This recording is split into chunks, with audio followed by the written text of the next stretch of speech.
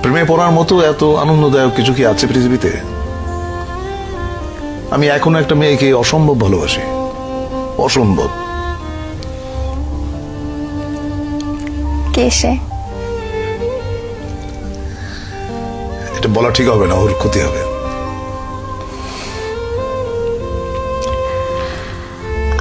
আমরা কি চিনি? চেনো হয়তো। আপনার কাছে প্রেমের সংজ্ঞাটা কি? প্রেম আপনি কিভাবে অনুভব করেন? প্রেম হচ্ছে স্বর্গীয়।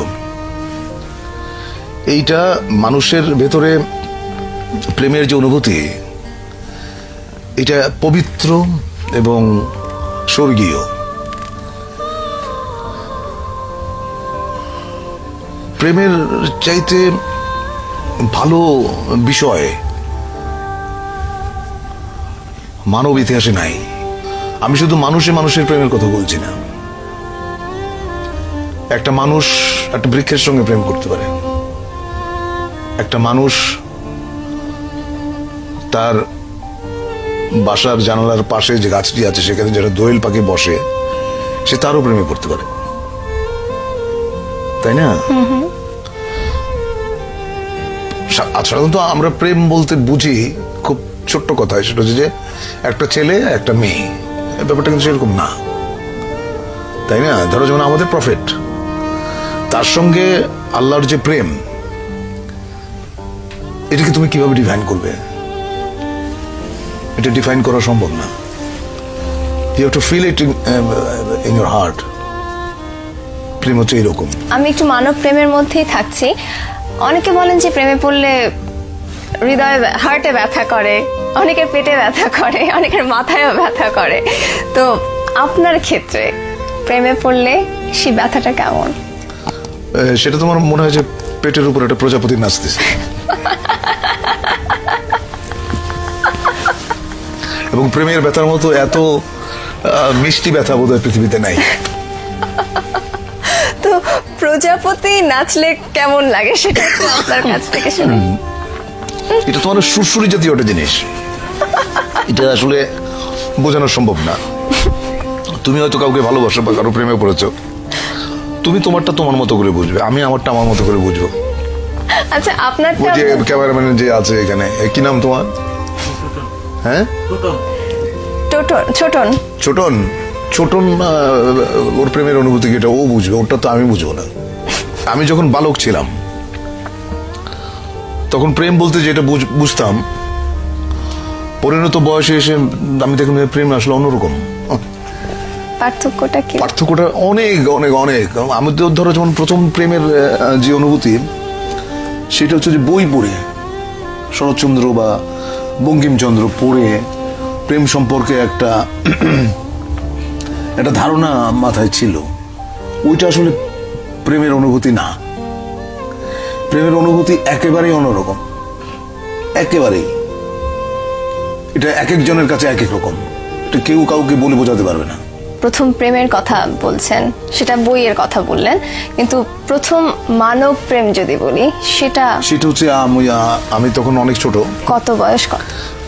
বয়স কত হবে তখন? এই ধরো 14-15। তখন প্রেমে পড়লাম এক গার্লস স্কুলের ম্যাডামের, যার বয়স ধরো আমার চেয়ে 20 বছর বেশি। ওইটা আমার প্রথম প্রেমে পড়া। প্রেমে বহুবার পড়েছি, বহুবার। প্রেমে পড়ার মতো আনন্দ বোধ আর কিছুতে নাই। কিন্তু একটা জিনিস মাথায় থাকতে হবে, সেটা হচ্ছে যে কাউকে হার্ট করে, কাউকে বেদনা দিয়ে প্রেমে পড়ার মতো এরকম গরিত কাজ বোধহয় পৃথিবীতে নাই। তুমি যখন কাউকে ভালোবাসবে, এক বুক সমুদ্র নিয়ে ভালোবাসতে হবে তোমাকে, এক বুক সমুদ্র নিয়ে। তা না হলে সে প্রেমের কোনো অর্থ নেই। আমার কেন জানি মনে হয় যারা খুব সুন্দর করে কথা বলতে পারেন তারা অনেক সুন্দর করে লেখেনও। তা আপনি এত সুন্দর করে কথা বলেন, আপনি কেন লেখেন না? আমি সুন্দর করে কথা বলি কিনা জানি না, তবে আমি যেটা বুঝি আমি সেটা বলি। আমি মিথ্যে পছন্দ করি না। আচ্ছা, মিথ্যে কথা যে বলি না এটা বললে পাপ হবে, মিথ্যে মাঝে মাঝে বলতে হয়। আচ্ছা, প্রেমের আরেকটা দিক হচ্ছে না বোঝা। আচ্ছা, মানে কেন প্রেমে পড়লাম, কেন ভালোবাসলাম, এর কারণ তুমি যদি খুঁজতে যাও দেখবে যে কিছু খুঁজে পাচ্ছ না। মানে একটা কালো বেড়াল অন্ধকার ঘরে তুমি খুঁজে বেড়াচ্ছ যেটা ওই ঘরে নাই। প্রেমটা এরকম। আমার কাছে জন্মদিন অন্য সাধারণ দিনের মতোই মনে হয়। এটা আলাদা দিন হিসেবে আমি কখনোই বিবেচনা করি না। আমার বন্ধু বান্ধব যা বা আমার অগ্রজ বা অনুজ বা সমসাময়িক অভিনেতা অভিনেত্রীরা এটা পালন করার চেষ্টা করে এবং আমি খুব বিব্রত হই। এই যে সবাই মিলে যখন উদযাপনটি করেছেন, আপনার অনুভূতিটা কেমন ছিল? আমি তো মানে একাধারে মুগ্ধ এবং হতভম্ব যে আমাকে নিয়ে এত বড় একটা আয়োজন করা হয়েছে। অনেকের কাছে এটা তো একটা বিশেষ একটা দিন থাকে, আপনি কিভাবে সেটা চাইছিলেন? আমি বললাম তো যে আমি একটা অন্যান্য সাধারণ দিনের মতোই জন্মদিবসটা ওরকমই, আমি আলাদাভাবে বিবেচনা করি না কখন। আর যখন এই দিনে কেউ এসে, খুব প্রিয় কেউ এসে যখন আপনাকে উইশ করে, আপনার তখন কেমন লাগে? ভালোই তো লাগে। ভালোই লাগে। আর সর্বশেষ কি মনে হয়েছে আপনার এই জীবনটা থেকে? আমি আসলে জীবনটা উপভোগ করতে চাই এবং উপভোগ করেছি এবং করব, সামনেও করব, ভবিষ্যতে করব। জীবনের অনুভূতি আসলে এটা তো ভাষার কোনো ক্ষমতা নেই এটা ধারণ করার। এটা এত ব্যাপক, এত বিশাল যে তুমি ভাষায় এটা প্রকাশ করা সম্ভব না। You have to feel it in your heart. এই এতগুলো বছরের মধ্যে এত উঁচু নিচু হয়েছে জীবনে, কোনো কিছুর সাথে আপনাকে আপোষ করতে দেখিনি। সেই ক্ষেত্রে আপোষ করে তো ভীতু মানুষ, আপোষ করে হচ্ছে যারা মেরুদণ্ডহীন প্রাণী। আমার তো মনে হয় যেমন মেরুদণ্ড আছে। আপনি ধূমপান কেন করেন? আমি এনজয় করি। কিন্তু এটা যে ক্ষতিকর এটা তো আপনি জানেন। হ্যাঁ জানি। মানুষ অনেক সময়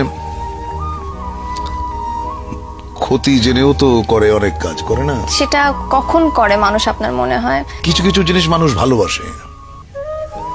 হ্যাঁ, যেমন ধরো তুমি যে কানে যেটা পড়ে আছো এত বড়, তুমি পছন্দ করো বলে এটা পড়ে আছো, কিন্তু এইটা যে কানটাকে টেনে তোমাকে অস্বস্তি দিচ্ছে, ওইটুকু যন্ত্রণা তুমি কিন্তু সহ্য করছো। তো ধূমপানটাও অনেকটা ওই রকম। আসলে আমি ধূমপান করি এবং যে জন্য আমি বলতে পারবো না যে ধূমপান আপনারা কেউ করবেন না, এটা আমি বলতে পারবো না। আমি যেদিন ধূমপান ছেড়ে দেব সেদিন হয়তো সবাইকে বলবো যে ভাই ধূমপান করবেন না, এটা স্বাস্থ্যের জন্য, স্বাস্থ্যের পক্ষে ক্ষতিকর। আমি জেনে শুনে তারপরও কি আমি ওই ক্ষতি যেটা করছে, আমাকে ধ্বংস করছে যে জিনিসটা ভেতরে ভেতরে, আমি তাও কন্টিনিউ করে যাব? দেখো, কিছু কিছু জিনিস আছে যেগুলো মানে রেজিস্টেবল না, তুমি সেটাকে কখনোই বন্ধ করতে পারবে না। সেটা তোমার জীবনের সঙ্গে এমন ভাবে জড়িয়ে গেছে যে ওটা যদি তুমি ছেড়ে দাও তাহলে হয়তো তোমার ভালো লাগবে না, তুমি অসুস্থ হবে। আর নিজেকে ঠকানোর তো কোনো কারণ নেই। তো আপনার কাছে মৃত্যু বিষয়টা কেমন? মৃত্যুর মতো এত স্নিগ্ধ, এত গভীর, সুন্দর আর কিছু নেই। কিন্তু আমি অবশ্যই জানতে চাইবো আপনার কাছে এর ব্যাখ্যাটা কি, আপনি কিভাবে বুঝলেন এটা এত স্নিগ্ধ? কারণ মৃত্যু অনিবার্য। তুমি যখন জন্মেছো তখন তোমাকে মরতেই হবে। এইটা যদি তোমার মাথায় থাকে তুমি পাপ করতে পারবে না, 1 নম্বর। 2 নম্বর হচ্ছে যে যেটা অনিবার্য তাকে ভালোবাসাটাই শ্রেয়। তাকে যদি ভয় পাও সেটা এক ধরনের কি বলবো, এক ধরনের মূর্খতা। কারণ তুমি জ্ঞানী, তুমি শিক্ষিত, তুমি মৃত্যুকে কেন ভয় পাবে? মৃত্যুকে আলিঙ্গন করো, গ্রহণ করো, বরণ করে নাও, তাহলে দেখবে জীবন অনেক সুন্দর। যখন খুব কাছের কেউ সেই মানে সবচেয়ে বড় সত্যর মুখোমুখি হয়, তখন আপনার অনুভূতিটা কেমন হয়? দেখো, একটা মানুষ যখন তার সময়ের আগে চলে যায় তখন কষ্ট পাই। বিধাতার এইসব জিনিস আমার কাছে রহস্যময় মনে হয়। উনি কেন একটা মানুষকে তার সময়ের আগে নিয়ে যান, এর কোনো যৌক্তিক কারণ আমি খুঁজে পাই না। কিন্তু একটা মানুষ যখন সঠিক সময়ে মৃত্যুবরণ করে, আমি আন্দোলিত হই। আমি যে খুশি হই বা উৎফুল্ল হই তা না,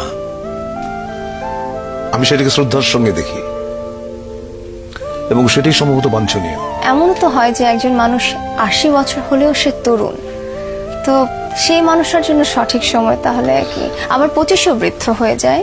না দেখো, মানুষ কখনো বৃদ্ধ হয় না। মানুষ তার মনে মনে সারা জীবনে 28 বছরে থাকে।